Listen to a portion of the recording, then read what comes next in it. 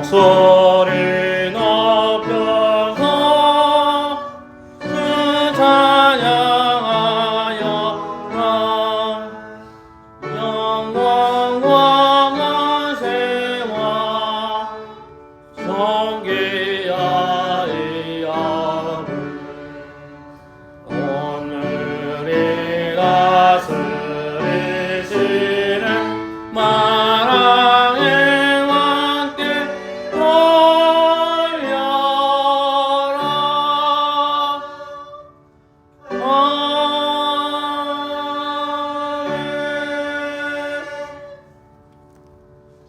우리의 신앙을 니케아 신경으로 고백합시다.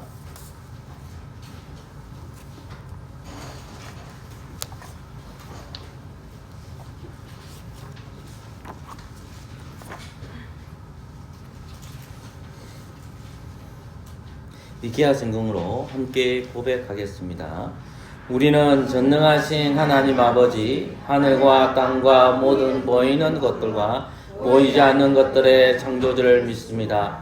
그리고 우리는 한 주님 예수 그리스도 아버지의 독생자를 믿어오니 그분은 만세 전에 아버지에게서 출생하셨고 빛으로부터의 빛이며 참 하나님부터의 참 하나님이십니다.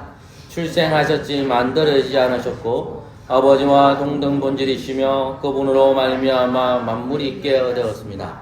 우리 인간과 우리를 구원을 위하여 하늘에서 내려오시어 성령으로 말미암아 동정녀 마리아에게서 성육하셨고 사람이 되셨습니다.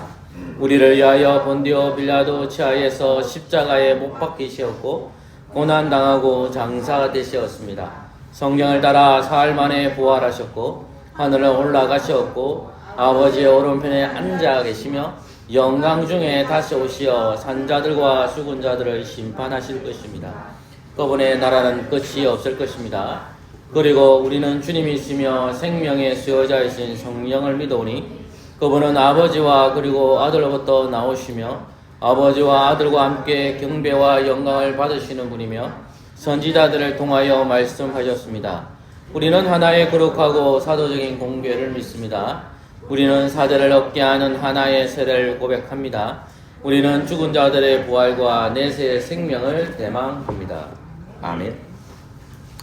언약의 말씀 신명기 5장 6절에서 21절까지입니다. 신명기 5장 6절에서 21절까지입니다.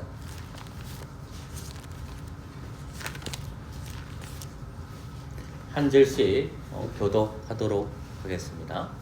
한 사람 예외도 없이 다 같이 교독하도록 하겠습니다. 제가 하나님의 말씀 먼저 읽겠습니다. 나는 너를 애굽 땅에서 종되었던 집에서 인도하여 낸 너희 하나님 여호와로라. 너는 자기를 위하여 새긴 우상을 만들지 말고 이로 하늘에 있는 것이나 아래로 땅에 있는 것이나 땅 위 물속에 있는 것에 아무 형상이든지 만들지 말며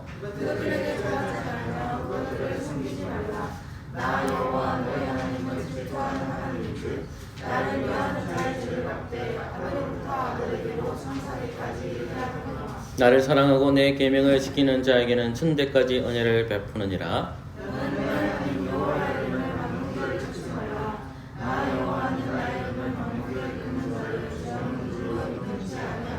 여호와 너희 하나님이 내게 명한 대로 안식일을 지켜 거룩하게 하라.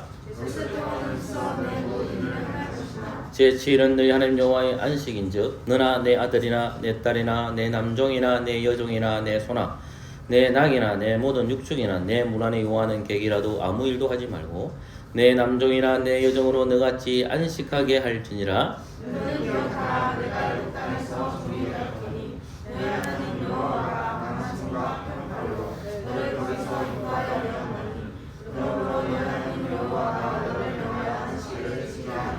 너는 네 하나님 여호와의 명한 대로 내 부모를 공경하라. 그리하면 너희 하나님 여호와가 내게 준 땅에서 내가 생명이 길고 복을 누리리라. 가늠하지도 말지니라. 내 이웃에 대하여 거짓 증거하지도 말지니라.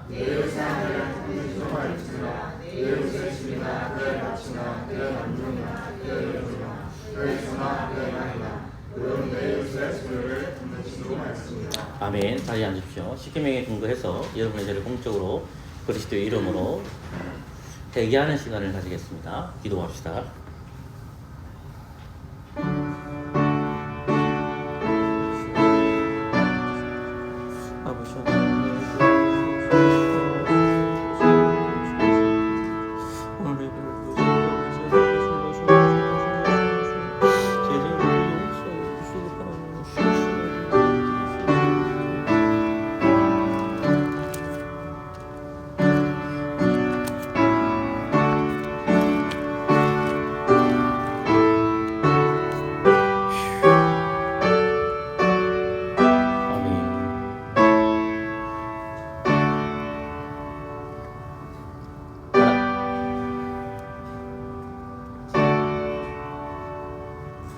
하나님께서는 그리스도 이름으로 회개하는 자에게는 사죄를 선포하십니다.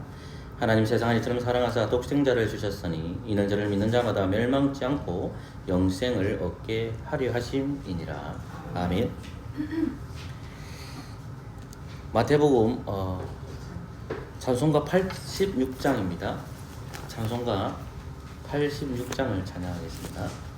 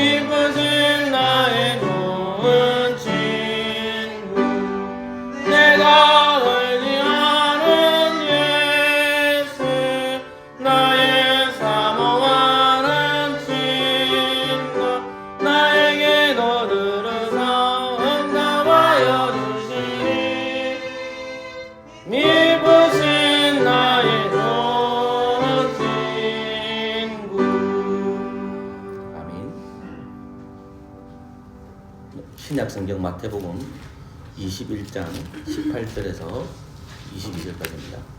신약성경 마태복음 21장 18절에서 22절까지입니다. 제가 하나의 말씀 읽어드리겠습니다. 이른 아침에 성으로 들어오실 때에 시장하신지라 길가에서 한 무화과 나무를 보시고 거리로 가사 잎사귀 밖에 아무것도 얻지 못하시고 나무에게 이르시되 이제부터 영원토록 내게 열매가 맺지 못하리라 하시니 무화과 나무가 곧 마른지라 제자들이 보고 이상히 여겨 가로되 무화과 나무가 어찌하여 곧 말랐나이까? 예수께서 대답하여 가라사대 내가 진실로 너희에게 이르노니 만일 너희가 믿음이 있고 의심치 아니하면 이 무화과 나무에게 된 이런 일만 할 뿐 아니라 이 산들어 들려 바다에 던지우려 하여도 될 것이요 너희가 기도할 때에 무엇인지 믿고 구하는 것은 다 받으리라 하시니라. 아멘. 기도하겠습니다. 조신 하나님 감사합니다. 오늘도 말씀을 통해서 열매 없는 무화과 나무 제목으로 전하려고 합니다. 왜 하나님께서 아들을 보내셔서 그 예루살렘 성전을 향해서 심판하신 내용인지를 잘 깨닫게 해주시고 이 말씀을 통해서 우리가 왜 기도해야 될 이유를 발견하는 저희가 될 수 있도록 성령께서 은혜 베풀어 주시옵소서. 예수 그리스도 이름으로 기도합니다. 아멘. 이 본문은 마가복음 11장에서도 다루고 있습니다. 마가복음 11장은 좀 더 세밀하게 다루고 있습니다. 마가복음 11장에 보시면 12절부터 12절까지는 이런 장면이 나옵니다. 이튿날 저희가 베다니에 나왔을 때에 예수께서 시장하신지라 멀리서 잎사귀 있는 한 무화과 나무를 보시고 혹 그 나무에 무엇이 있을까 하여 가셨더니 가서 보신즉 잎사귀 외에 아무것도 없더라. 이는 무화과의 때가 아니니라. 예수께서 나무에게 일러 가라사대 이제부터 영원토록 사람이 내게 열매를 따 먹지 못하리라 하시니 제자들이 이를 듣더라. 아멘. 마가복음 11장 12절부터 14절까지만 제가 읽어드렸습니다. 그리고 나서 마가복음 11장 20절부터 26절 말씀으로 또 이어서 이 무화과 나무에 대한 이야기를 하십니다. 제가 20절부터 26절 말씀을 읽어드리겠습니다. 저희가 아침에 지나갈 때에 무화과 나무가 뿌리로부터 마른 것을 보고 베드로가 생각이 나서 여짜오되 랍비여 보소서 저주하신 무화과 나무가 말랐나이다. 예수께서 대답하여 저에게 이르시되 하나님을 믿어라. 내가 진실로 너희에게 이르노니 누구든지 이 산들을 들려 바다에 던지우라 하면 그 말하는 것이 이룰 줄 믿고 마음에 의심치 아니하면 그대로 되리라. 그러므로 내가 너희에게 말하노니 모든 기도하고 구하는 것은 받는 줄을 믿어라. 그리하면 너희에게 그대로 되리라. 서서 기도할 때에 아무에게나 헤매가 있거든 용서하라. 그리하여 하늘에 계신 너희 아버지도 너희 허물을 사하려 주시리라 하셨더라. 아멘. 조금 전에 제가 읽었던 마가복음 11장 12절부터 15절까지와 그리고 마가복음 11장 20절부터 26절 사이에 뭐가 있냐면 성전 청결 사건이 있습니다.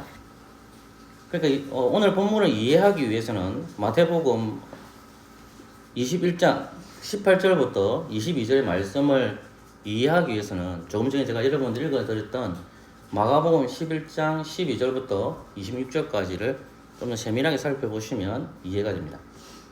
오늘 본문의 말씀은 마가복음 11장 20절부터 26절, 즉 예수님께서 예루살렘 성전에서 벌어지는 이야기 다루시는데 먼저 들어가셨을 때에 무화과 나무를 보시고 저주하시고 그리고 예루살렘 성전 밖으로 나오실 때에 그 무화과 나무가 말라 있었던 사건을 기록한 겁니다. 그러니까 마가복음은 시간 순서상으로 세밀하게 기록되어 있는데 그 무화과 나무를 예수님께서 보시고 저주하셨고 그 중간에 성전 청결 사건이 있고 그 성전 청결 사건 다음에 그 무화과 나무가 말라 비틀어지는 것을 보시고 오늘 주셨던 그 말씀이 다루어져 있습니다. 그래서 마가복음 시간 순서상으로 되어 있는데 중간에 성전 청결 사건을 다루고 있는 겁니다.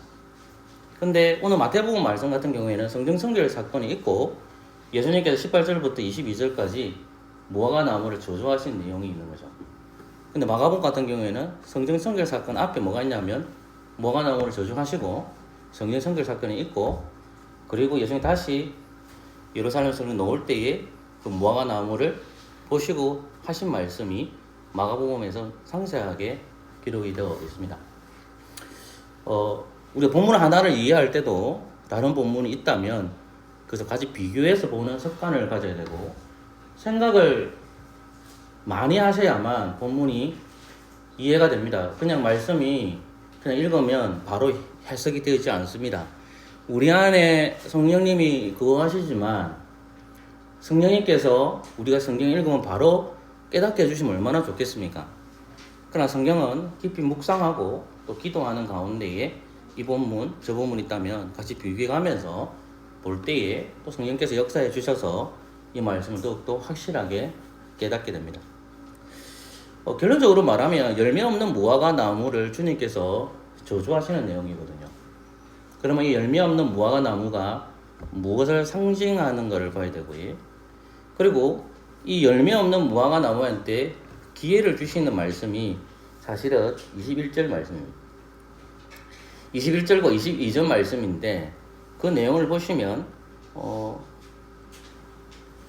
하나님의 뜻에 따라서 기도하면 이것을 용서해 주시겠다는 내용을 22절에서 언급하고 있습니다. 그러니까 무화과 나무를 저주하시지만 하나님의 아들이신 그리스도께서는 그들에게 꼭 피할 길을 주실 것과 더불어서 은혜를 주신다는 내용이 같이 언급되어 있습니다. 심판은 주어져 있지만. 그리고 나서 23절 말씀 이하를 보시면 그렇게 무화과 나무를 저주하시고 나서 주님께 다시 예루살렘 성전에 들어가 하는 행위가 뭐냐면 가르치는 사역을 하고 있다는 것입니다. 핵심은 열매 없는 무화과 나무를 심판하시다는 거고, 그 심판하신 그 다음 나오는 게 뭐냐면 기도의 내용이 나오는 거고, 그 다음에 나오는 게 말씀이 나오는 거예요. 말씀을 가르치는 내용이 나오고 있거든요. 근데 우리가 본문을 읽다 보면 이제 잊어버리는 게 뭐냐면 본문에 연결시켜서 읽어야 되는데, 예수님이 성전에 들어오셔서 강도의 굴려를 만들 그들에게 책망하시죠. 그 책망하시는 말씀 중에 우리는 13절 말씀 이미 배웠습니다. 기록된 바 내 집은 기도하는 집이다. 또 다른 본문에는 만민이 기도하는 집이다 라고 되어 있습니다. 즉 예수님께서는 예루살렘 성전이 하나님의 집이라는 것과 이 하나님의 집이랑 더불어서 그 장소가 예배의 장소이고, 조금 더 좁게 얘기하면 기도의 장소라는 것입니다. 즉 그런데 그 예배의 장소이고 기도의 장소가 타락했다는 거죠. 그래서 하나님의 아들이신 그리스도께서는 그 장소를 타락시킨 자들을 쫓아내시는 장면이 성전 척결 사건이고, 직접적으로 관련되는 것이 기도와 연결되어 있다는 겁니다. 오늘 본문 말씀에서도 주님께서는 22절에서 기도를 언급하고 있는 겁니다. 22절 말씀을 보면 너희가 기도할 때에 모든 믿고 구하는 것은 다 받는다라고 했습니다. 이 너희가 라는 것은 20절에 나오는 제자들을 가리킵니다. 너희가 기도할 때 무엇을 믿고 구하는 건 다 받는다라는 거거든요. 우리가 22절 한 구절만 딱 뜯어서 읽으면 문맥은 살피지 않고 22절만 딱 뜯어서 보면 우리가 믿고 구하는 것은 하나님 다 들어주신다는 거죠. 내가 어떤 것이 부족할 때 하나님 앞에 구하면 하나님께 주신다는 겁니다. 때로는 그런 기도를 하나님께서 들어주실 때가 있습니다. 그런데 너희가 기도할 때 믿고 구하는 것은 우리가 하나님의 약속에 근거해서 기도하는 것과 연결이 되어 있거든요. 그러니까 지금 당장 너희들에게 주어진 것이 뭐냐라는 질문을 던지는 거예요. 누가? 예수 그리스도께서요. 누구에게요? 제자들에게. 성령 청결 사건이 벌어지고 나서 지금 무화과 나무를 저주하고 있죠. 그러면서 주님께서 그들에게 다시 한 번 더 무엇을 가르쳐 주냐면 기도를 가르쳐 줍니다. 예배를 가르치는 겁니다. 궁극적인 기도입니다. 그러면 우리가 이런 기도를 우리가 하나님 앞에서 나아갈 때 기도하는 것이 얼마나 중요하다는 것은 저나 여러분들이나 잘 알고 있지 않습니까? 하나님에 매달리면 하나님께서 모든 것을 들어주실 거야. 마치 도깨비가 우리가 도깨비를 찾아가가지고 겁나으라 언나라는 것처럼 막 소원을 다 들어주는 것처럼 생각하실 거잖아요. 우리가 영화나 드라마나 보면 항상 그런 것들이 많이 나오죠. 나의 소원을 이루어주는 거예요. 나의 부족함을 채워주는 거예요. 모든 것이 뭐가 있는데 우리가 자본주의 시스템을 살아가고 있기 때문에 돈과 관련되어 있어요.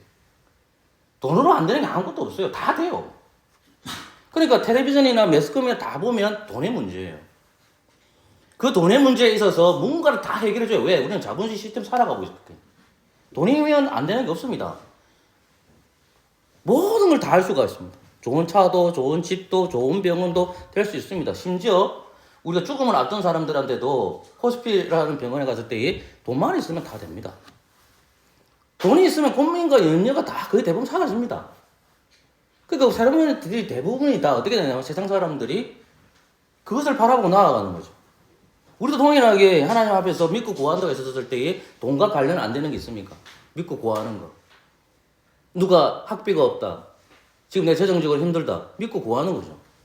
근데 중요한 것은 오늘 본문 말씀에서 22절 말씀만 딱 뜯어놓고 내가 기도할 때 무엇을 믿고 구하는 건 하나님 주신다 했으니까 우리도 이렇게 내가 하나님 앞에 약속을 내어놓고 내 약속을 끄집어 놓고 기도하면 하나님께 들어주실 거야 라고 생각합니다. 하나님 그런 하나님 아닙니다. 그럼 저는 당장 기도하죠. 하나님 내 소원 들어준다면 그걸 내가 기도하죠. 근데 예수님께서 지금 그렇게 타락한 성전을 보면서 청길 사건 하시고 나서 제자들에게 가르쳐 준 것이 뭐냐면 기도하라는 내용을 가지고 가르쳐 주고 있는 겁니다. 세상 사람들은 많이 어리석게 22절 가지고 기도합니다. 그들의 소망을 두고 기도합니다. 그러나 그리스도 안에 있는 사람들조차도 자기의 소망을 두고 기도하는 겁니다. 그래서 사업에 실패하면 그리스도인들이 자살하거나 너무나도 낭망하거나 절망합니다. 좋은 대학을 가야 되는데 열심히 공부했는데 내가 기도 열심히 했는데 좋은 대학을 못 가니까 절망하는 겁니다. 내가 멋진 축구 선수가 되려고 하는데 열심히 운동을 했고 열심히 기도했는데 내가 좋은 축구 선수가 안 되고 그냥 하찮은 선수로 은퇴한 사람들이 많다는 말입니다. 그러니까 너희가 기도할 때 무엇을 믿고 구하는 건 다 받는다고 했었을 때에 하나님의 약속의 말씀에 근거해서 그 어떤 내용인지를 정확하게 알고 우리는 기도해야 된다는 것입니다.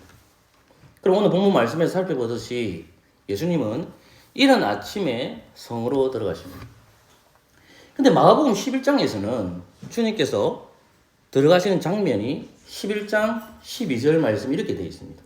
이튿날 저희가 베단에 나왔을 때 예수께서 시장하신지라. 그리고 예수님께서 13절 말씀 이렇게 얘기합니다. 멀리서서 잎사귀 한 무화과 나무를 보시고 혹 그 나무이 무엇일까 하여 가셨더니 가서 보신 적 잎사귀에 아무것도 없더라. 이는 무화과 나무 때가 아님이더라.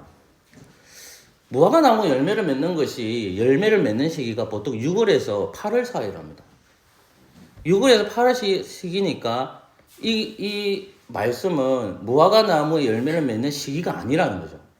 즉 예수님은 무화과 나무를 보신 거예요. 예루살렘 성전으로 들어가시는 그 입구 앞에서 무엇을 봤느냐? 무화과 나무를 본 거예요. 그 무화과 나무를 보시고 주님께서 잎만 묵성한 나무를 본 거예요. 아직까지 열매가 없는 겁니다. 아직 그 계절이 아니기 때문에 열매가 없는 거예요. 당연한 거 아닙니까?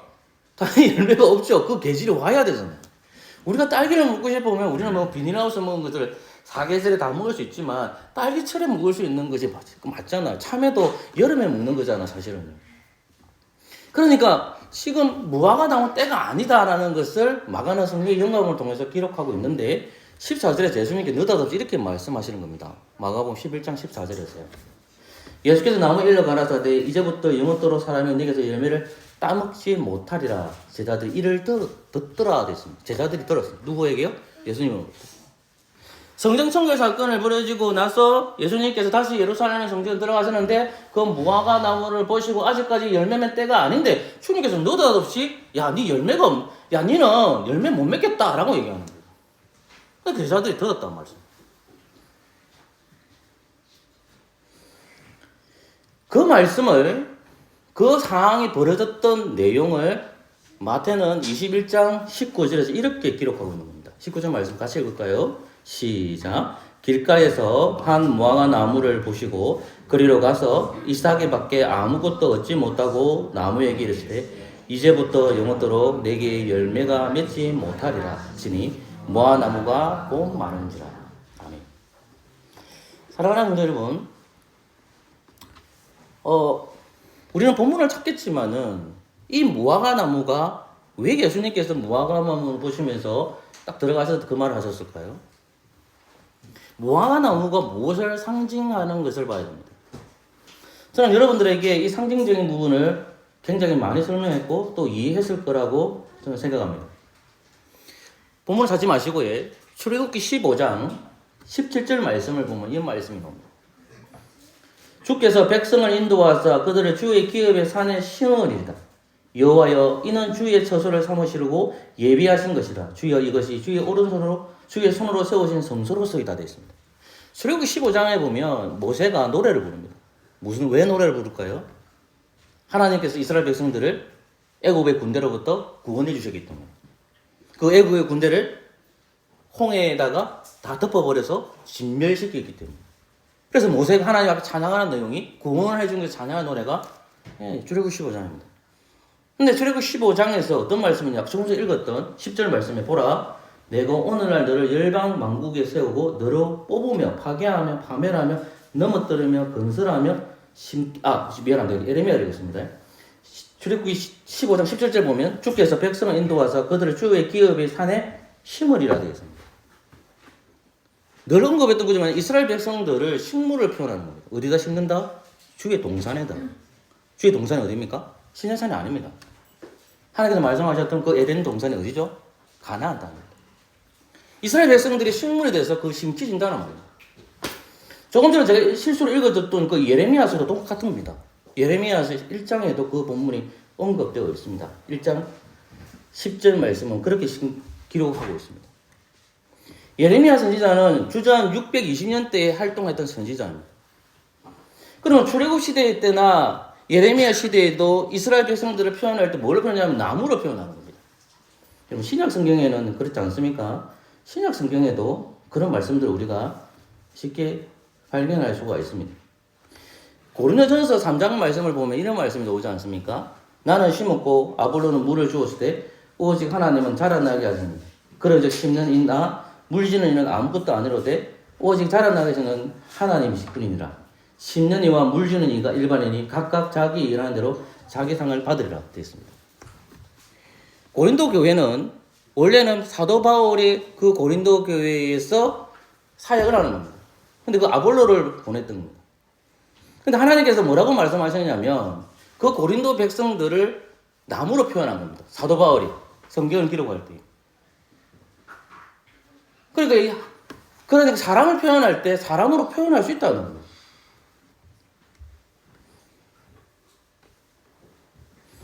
그러니까 예수님께서 지금 이 무화과 나무를 딱 보시면서 저주하는 것이 그 때를 봤을 때는 6월이나 8월에 열매를 맺어야 되지만 지금 열매가 없는 것이 지극히 정상적인 거예요. 그러니까 예수님이 지금 열매 없는데 그 나무한테 가가지고 야, 니 평생 니는 열매 못 맺을 거야 하셨으니까 상식적으로 생각할 때 예수님이 정상이 아닌 거죠. 왜냐하면 그 계절이 있는데 그 날에 그 열매가 맺게 되는데 예수님은 저 무화과 나무를 보시고 지금 저주를 하신 거예요. 그러면 이 예수님께서 말씀하신 것은 뭐냐면 이 나무가 상징하는 것이 무엇인지 가르쳐 주죠. 이 나무가 누구를 가리키느냐? 이스라엘을 가리킵니다. 제가 여러분들의 출애굽기 15장이냐 예레미야서 1장에서도 얘기했고 그리고 신약성경 고린도전서에도 언급했지만은 구약 성경에서 출애굽기 15장과 예레미야서 1장에서 그 나무를 상징하는 거 누구냐? 이스라엘을 가리킵니다. 또는 예레미야 자신을 가리킵니다. 그러니까 이스라엘을 가리킨단 말입니다. 그러니까 하나님께 아들이신 그리스도께서는 이 무화과 나무를 딱 예루살렘 성전 입구 들어가신단 말입니다. 들어가셨는데 그 성전에 있는 그걸 딱 나무를 봤는데 그 나무로 열매가 없어. 그러니까 예수님께서 그 나무를 향해서 저주하시는 거예요. 그리고 나서 성전 청결 사건이 벌어지고 나서 놓으시면서 다시 한 번 더 주님께서 말씀하시는 그게 기도와 관련된 내용이에요. 그게 기도와 관련된 내용이란 말이에요. 근데 마태복음은 그것을 시간적 순서로는 적어놨지만 어느 타이밍인지는 몰라요. 왜? 마태복음 읽어보시면 성전 청결 사건이 앞에 있습니다. 뒤에가 무화과 나무 저 사건이 뒤에 나와요. 근데 마가복음은 시간 순서로 되어 있으니까 들어가고 나서 나무를 보시고 저주하시고 성령 청결 사건이 벌어지고 그 다음에 주님께서 기도하라는 말이 나와요. 이렇게 되어 있는 거예요. 그러니까 이스라엘 백성들이 하나님 앞에서 얼마나 타락한 존재라는 것을 하나님의 아들이신 그리스도께 직접 목격하고 그들에 대해서 판단하신 거죠.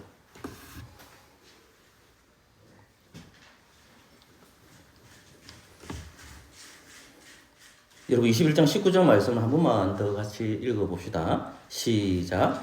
길가에서 한 무화과 나무를 보시고 그리로 가서 잎사귀밖에 아무것도 얻지 못하고 나무에게 이르시되 이제부터 영원토록 내게 열매가 맺지 못하리라 하시니 무화과 나무가 곧 마른지라. 아멘. 포도나무는 포도 열매를 맺어야 되고 감람나무는 감을 맺어야 되고 나무가 있으면 그 열매가 맺히는 게 정상인데 내가 정성을 쏟아도 내가 정성을 감을 맺지 못하고 포도를 맺지 못하면 그 나무 버리지 않습니까? 주님께서는 저렇게 말하는 겁니다. 근데 그러면 열매가 없다라고 했잖아요. 그럼 도대체 열매가 뭐지? 무화과 나무가 무화과를 맺어야 맞잖아요. 그러면 주님께서 말씀하신 그 열매는 뭘까? 그 힌트는 마태복음 3장에 나옵니다. 여러분 마태복음 3장으로 가볼까요?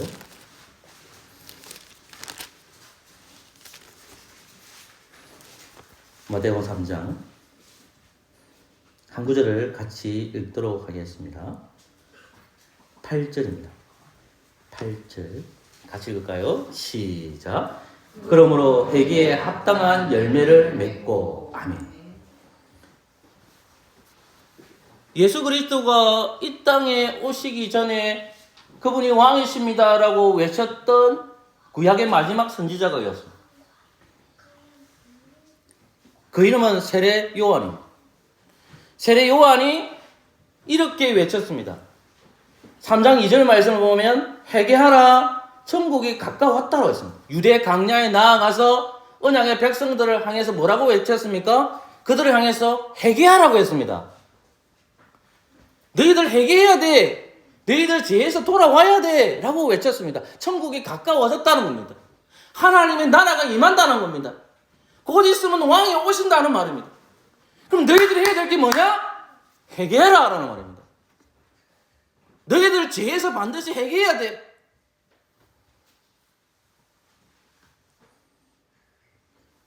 요단강 사방에 있는 모든 사람들이 세례 요한의 말씀을 듣고 그 사방으로 모입니다. 마태복음 3장 6절 말씀을 보시면 이렇게 되어 있습니다. 자기들의 죄를 자복하고 요단강에서 그에게 세례를 받더니 되어 있습니다. 자기들의 죄를 자복하고. 제가 죄인입니다. 제가 죄인입니다. 어디로 갑니까? 세례 요한에. 그 증거는 무엇을 받습니까? 물세례를 받습니다. 요단강에서. 제가 죄인입니다. 나의 죄를 용서해 주십시오. 하나님의 나라에 가기 위해서 회개에 합당한 열매를 맺는 겁니다. 그러니까 마태복음 3장 8절에서 그러므로 회개에 합당한 열매를 맺고 되어 있습니다. 그런데 9절 말씀을 보시면 너무나도 무서운 말씀이 나옵니다. 속으로 아브라함이 우리 조상이라고 생각지 말라. 내가 너에게 이르니 하나님이 너희 이 돌들도 아브라함의 자손이 되게 하시리라.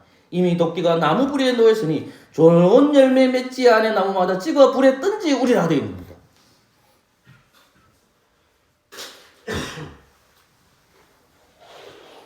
속으로 아브라함이 우리 조상이라 생각하지 말라는 거예요. 그래 나는 선민이야? 구약부터 하나님께서 약속했던 그 아브라함의 자손이야? 내가 다윗의 자손이야? 하나님의 선민이야? 나는 회개할 필요가 없어. 나는 하나님의 자녀야. 세례 요한이 와셨을 때 회개에 합당한 열매를 맺으라고 하는 겁니다. 회개하라는 겁니다. 죄에서 돌이키라는 겁니다. 대부분의 사람들이 그래 나오지 않습니다.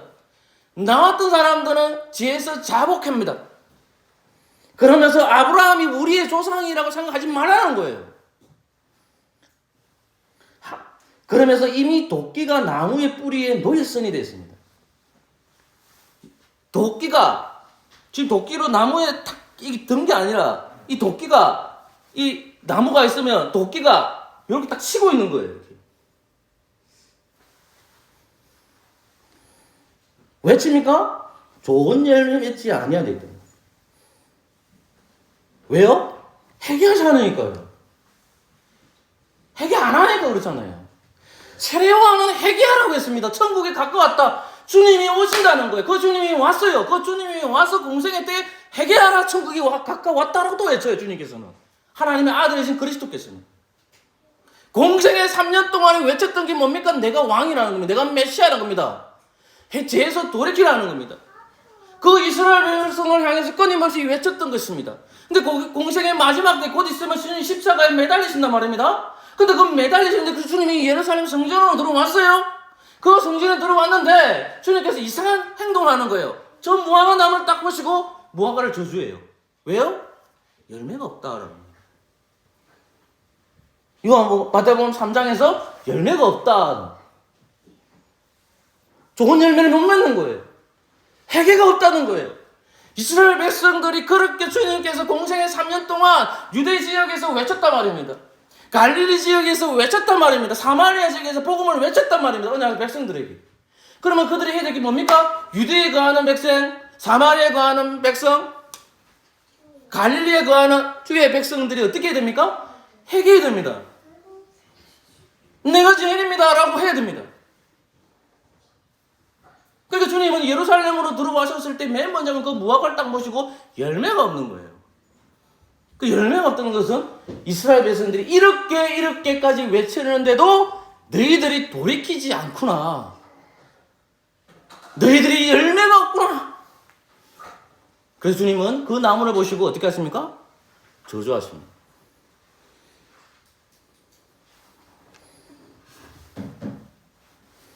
다시 마태복음 21장으로 갈까요?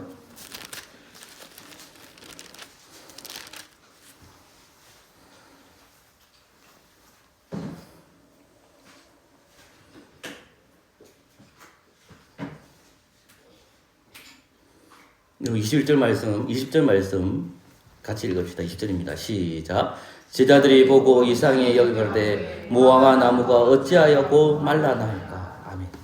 마가복음 11장 20절에는 이렇게 됩니다.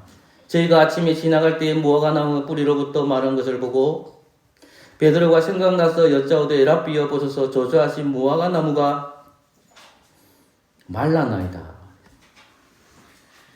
예수께서 대답하여 저에게 이르시되 하나님을 믿어라 되었습니다.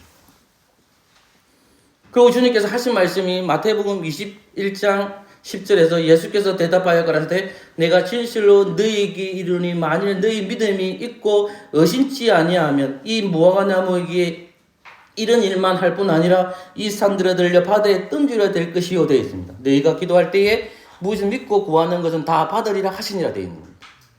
무화과 나무를 보시고 무화과가 말른 사실을 보시고 주님께서는 이제 그의 제자들에게 주님께서 복음의 말씀을 들려주시는 것입니다. 그럼 생각해 보십시오. 우리는 그리스도 안에서 회개에 합당한 열매를 맺고 있지 않습니까?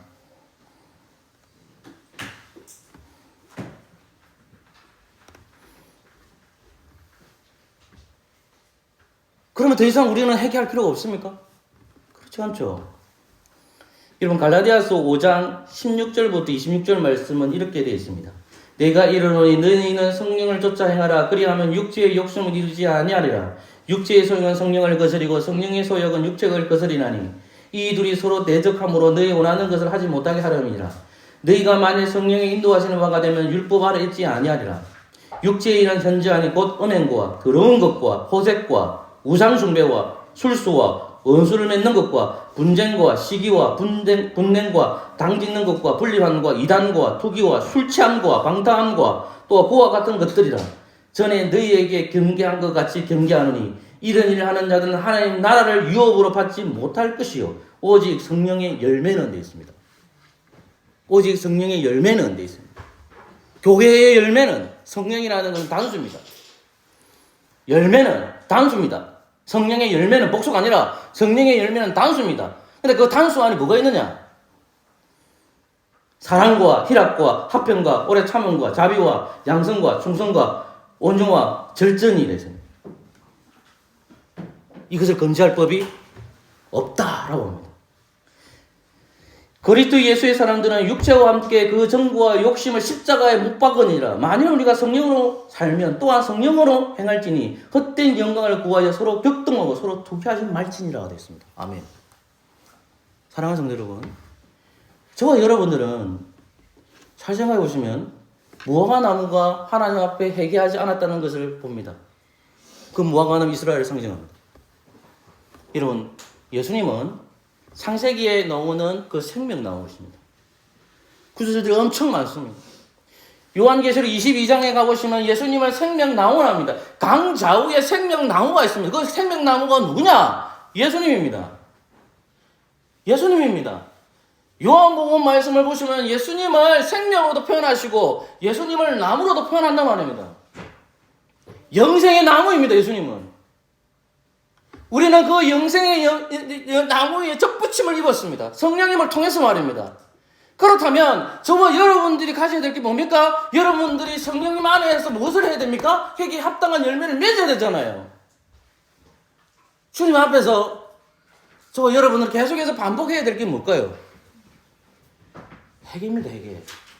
근데 이스라엘 백성들이 하나님께 약속하신 아들이 왔음에도 불구하고 그들은 회개에 합당한 열매를 맺지 않자 주님께서는 그 무화과 나무를 보시고 저주하십니다. 궁극적으로는 주 70년에 예루살렘 성전은 멸망받게 됩니다. 성령의 열매를 맺으라는 말씀입니다. 갈라디아서 5장 16절부터 26절을 보면 성령의 소욕과 육체의 소욕을 싸우는데요. 성령님이 거하시는 분들이 육체의 소욕을 안 당합니까? 믿는 진지하게 한 말입니다. 갈라디아 교회에게 말인데 우리가 똑같은 거란 말입니다.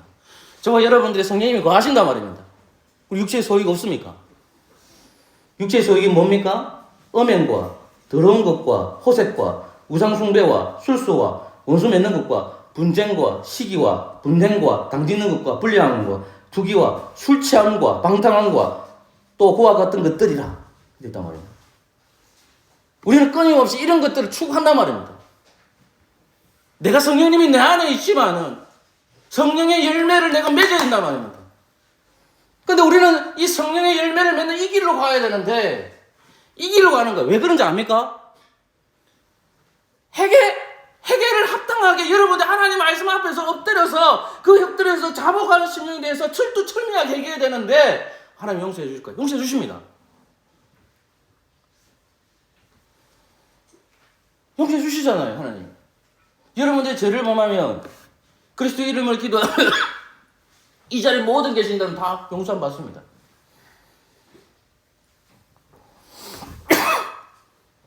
어느 한 성도가 목사님한테 찾아갔어요. 그리고 이 성도가 어느 날 교회를 안 와요. 그래서 목사님 신방 가서 그 성도에게 물어봐요. 왜 교회를 안 오시냐고. 그 성도 이렇게 얘기해요. 자기가 죽을만 할 때 오겠다고. 아직 제가 살만하니까 안 가고 싶다고. 아, 그러냐고. 왜 그러냐고. 예수님이 죄를 용서해 주시니까 내가 죽을만 할 때 가서 그리스도 이름으로 회개하면 주님께서 용서해 주시지 않습니까? 내가 그때쯤 되면 갈게요 라고 하더라고요. 여러분, 그것도 틀리지 않습니다. 내가 죽을만 하면 내가 그리스도 품으로 가서 회개하면 되죠. 그리스도 이름으로 정말 신실하게 믿으면 성령님을 통해서 내가 그리스도 이름을 고백하면 나의 모든 죄는 사함 받습니다. 과거, 현재, 미래는. 근데 이스라엘 백성은 어떻습니까? 우리 머리대로 됐는지 압니까?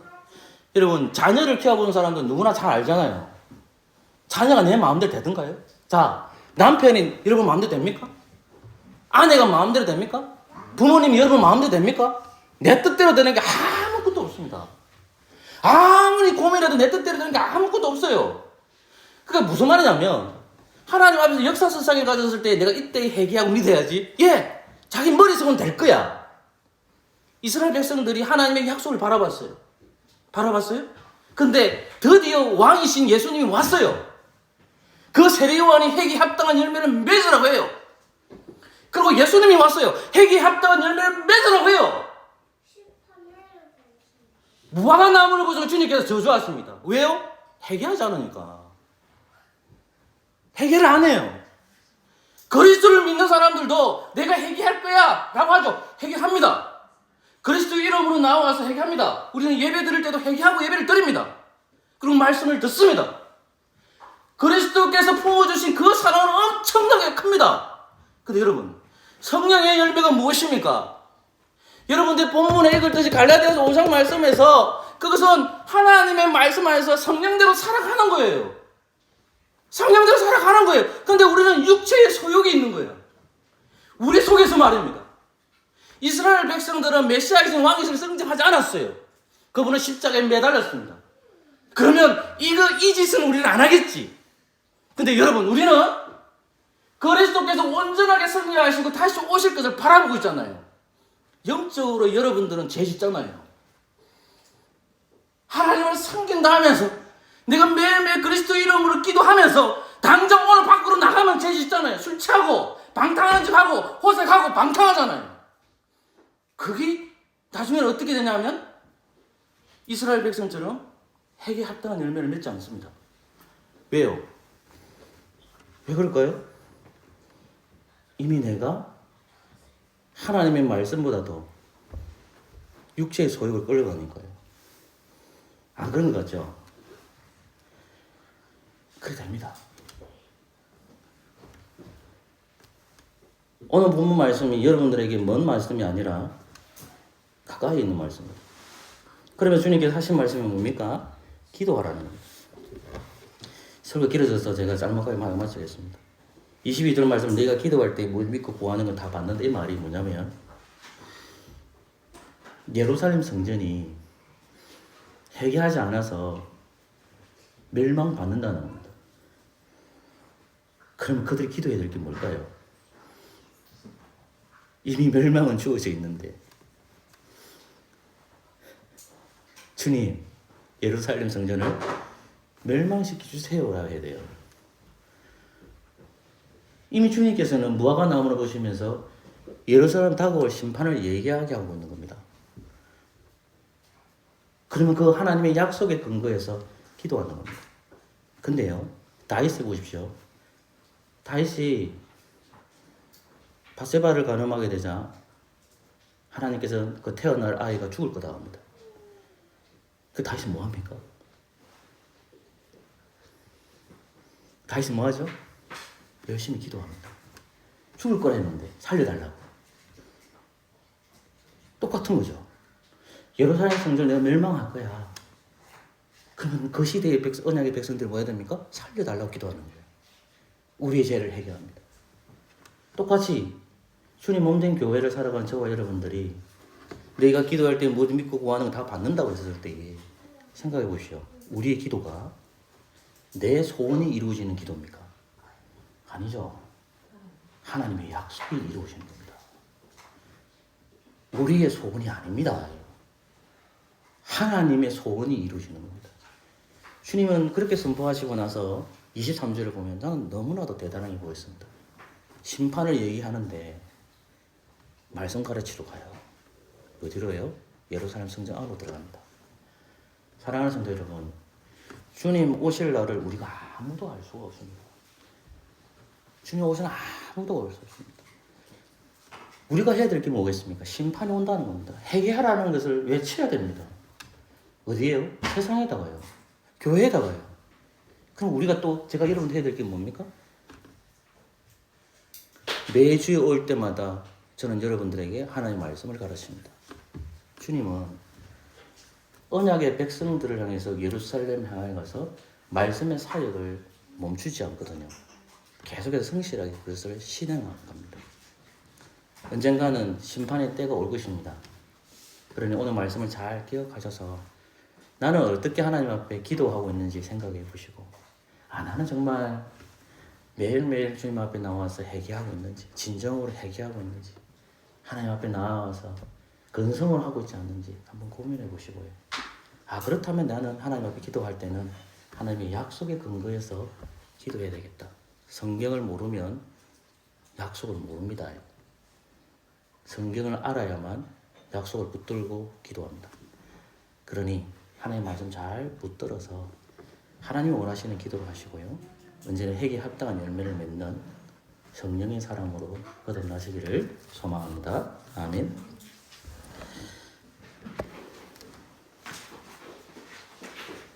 찬송가 330장입니다.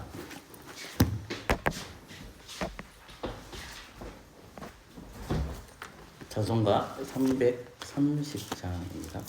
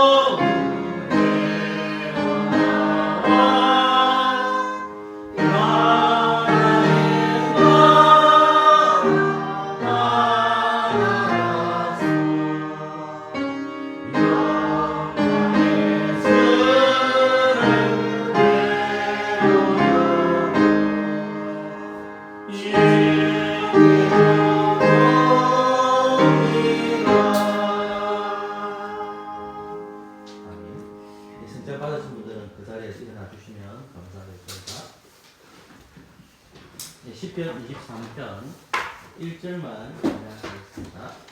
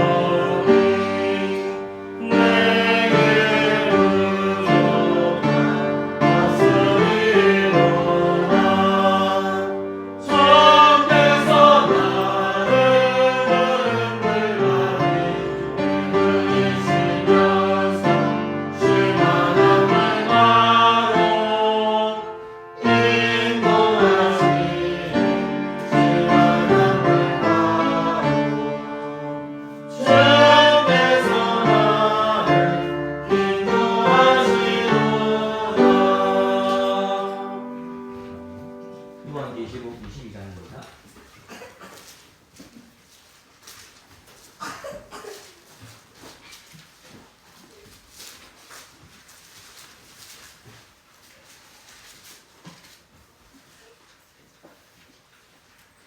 이절 말씀을 제가 읽겠습니다.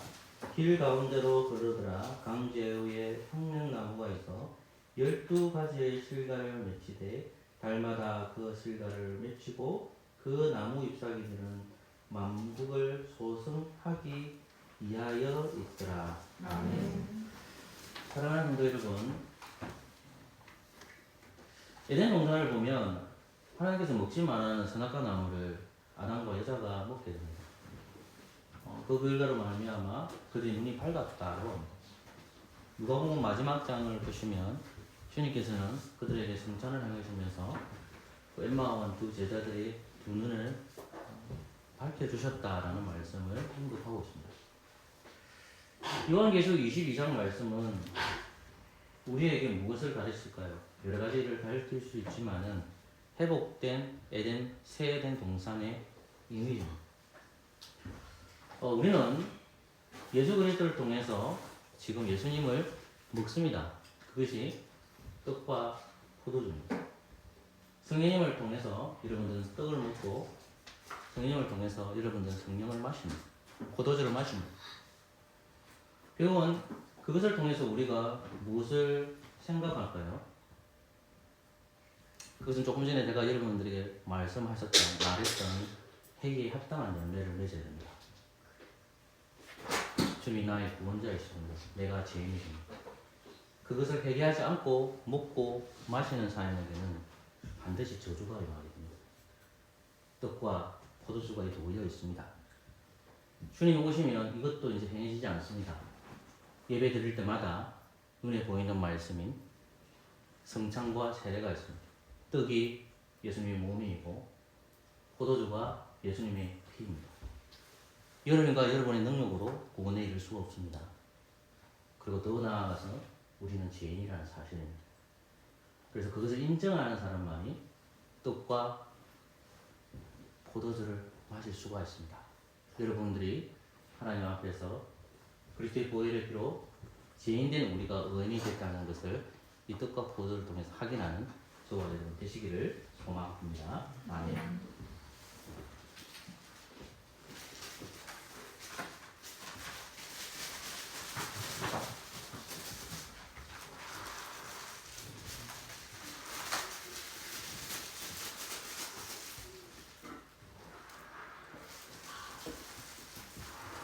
이 떡은 예수님의 몸입니다. 아멘.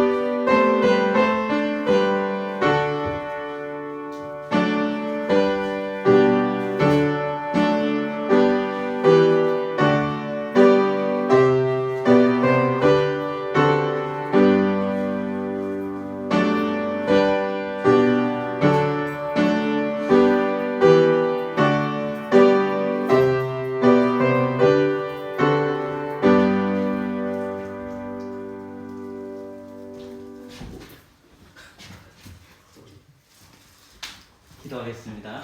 한뜻에 동참합니다. 예수 그리스도의 이름으로 기도합니다. 아멘.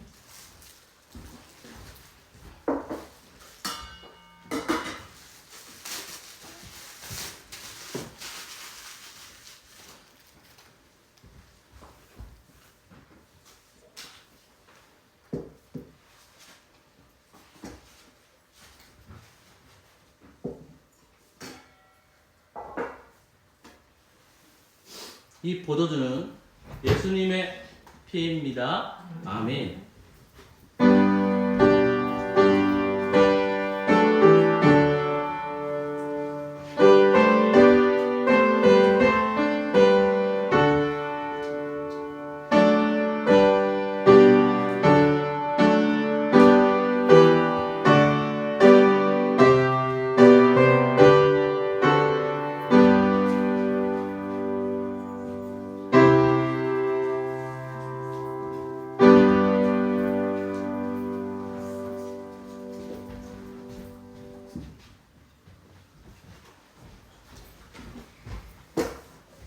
기도하겠습니다. 한 떡에 참여한 저희들이 주님의 보혈에 참여합니다. 주님, 언제나 그리스도 이름으로 우리의 죄를 회개하는 우리 되게 하여 주시고, 교만한 자가 되지 말게 하여 주시고, 하나님 보시기에 언제나 겸손한 자로 살게 하여 주옵소서. 주님의 보혈에 비해 참여합니다. 주님 보시기에 죄와 싸우는 용서가 될 수 있도록 은혜 베풀어 주시옵소서. 예수 그리스도 이름으로 기도합니다. 아멘.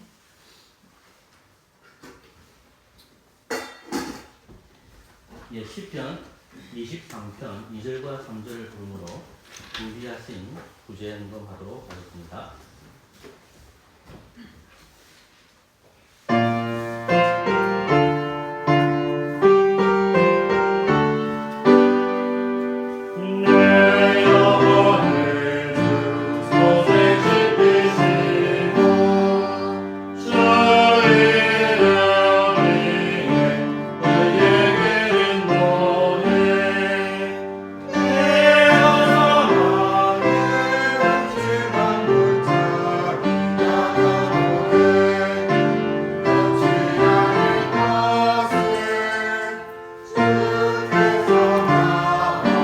함께 하시리라. 주는 땅에 내가 아니하니 주님께서 내 원수 막전에서 내게 상을 쌓여 주옵시고 이름을 나의 머리에 내 평생 선함과 인자하심이 나를 따르리니 여호와님의 영원히 살리라.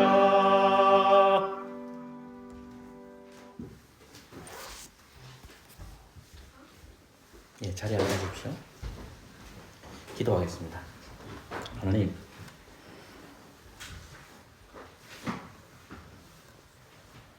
그리스도의 사랑은 무한하고 그리스도의 사랑은 존귀함을 고백합니다.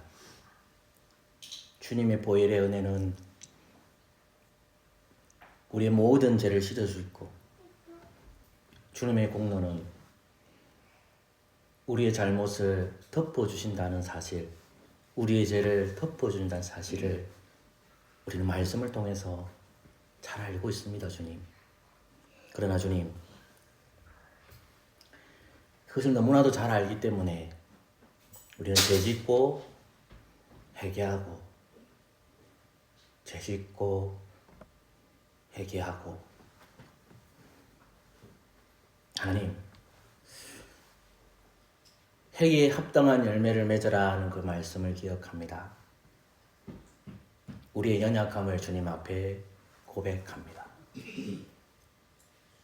삶을 살아가는 힘들고 어렵기 때문에 때때로 우리는 육체의 소욕대로 살았음을 주님 앞에 고백합니다.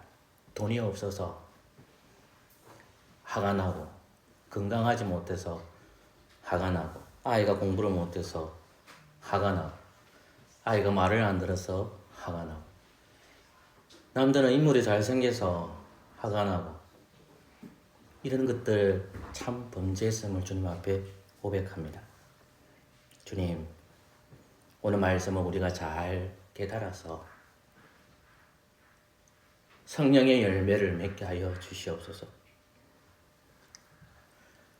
육체의 소욕대로 살아가지 아니하고 성령의 열매로 살아가게 해주셔서 주님 보시기에 아름다운 교회, 칭찬 듣는 교회 되도록 역사하여 주옵소서. 몸이 아파서 입원 중인 우리 윤기선 성도님 있습니다. 수술하고 이제 조리 중에 있습니다. 하나님 아버지, 치료하시는 선생님과 의사 선생님과 간호사들에게 은혜 주시고, 또 치료를 받는 윤기선 성도들 은혜 주시기를 소망합니다. 가족들도 더욱더 관심을 가지고 기도해 줄 수 있도록 은혜 베풀어 주시옵소서. 이 모양 저 모양 살다 보니까 하나님 우리가 부족한 점들이 참 많지만 언제나 하나님을 바라볼 수 있는 믿음이 되게 해주시고 우리의 육신이 피곤하지만 또 예배 현장으로 나와서니 하나님 우리에게 복의 복을 허락하여 주시옵소서. 예수 그리스도의 이름으로 기도합니다. 아멘. 찬송가 382장을 찬송함으로 준비하신 공부 받도록 하겠습니다.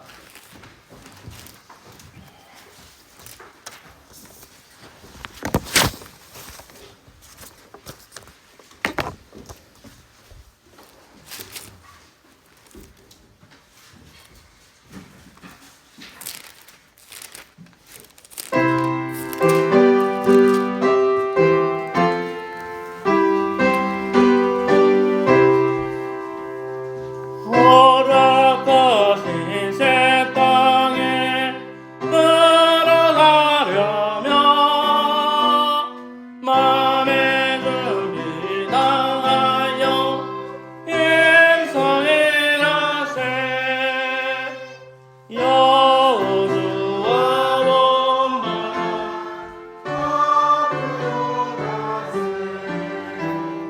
우리가 알쳤소니 주님을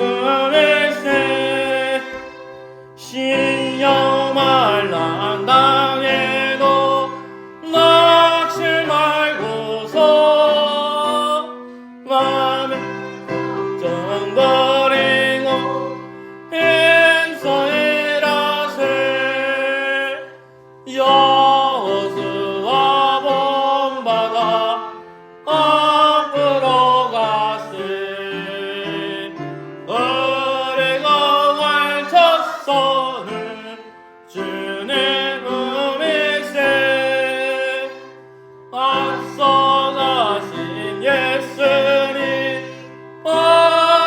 바라보면서 모두 마음을 아파요 인서해라세 여호수아 본받아 앞으로 가세 우리가 알쳤소는 예수님일세 일할 것이 아직도 많이 있는데 담대하게 나가서 인서해라세 여호수아 본받아 앞으로 가세 우리가 알쳤소는 주님을 믿세. 아멘.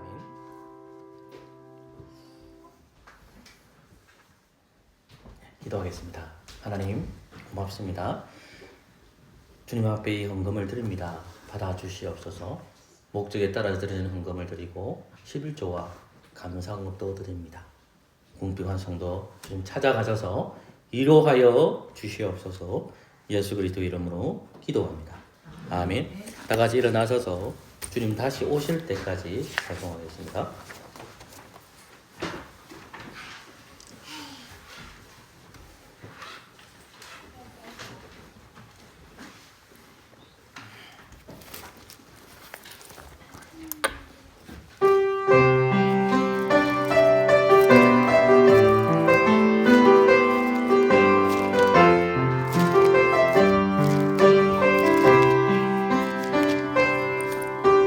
주님 다시